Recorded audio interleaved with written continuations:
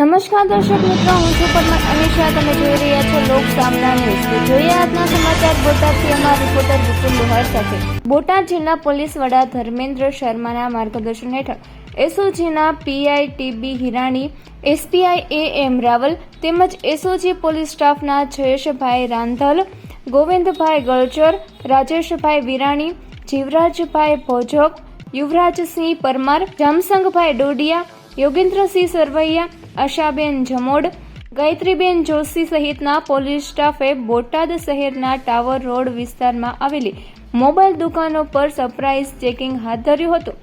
આ કાર્યવાહી દરમિયાન બડિયા મોબાઈલ નામની દુકાનમાંથી બિલ વગરના 45 જૂના મોબાઈલ ફોન મળી આવ્યા હતા. પોલીસે આ મામલે દુકાન માલિક યોગેશભાઈ ઈશ્વરભાઈ ચૌહાણને ઝડપી પાડ્યા છે.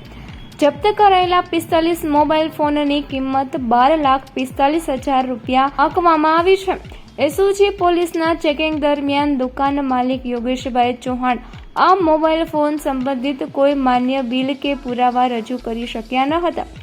પોલીસને શંકા છે કે આ મોબાઈલ ફોન ચોરીના અથવા છેતરપિંડી કરીને મેળવવામાં આવ્યા હોઈ શકે છે. આ અંગે પોલીસે વધુ તપાસ હાથ ધરી છે અને ભારતીય નાગરિક સુરક્ષા સંહિતા 2023ની કલમ 35(1)(c) હેઠળ કાયદેસરની કાર્યવાહી હાથ ધરી છે. તો ફરી મળીશું એક નવા સમાચાર સાથે. ત્યાં સુધી જોતા રહો લોક સામના ન્યૂઝ.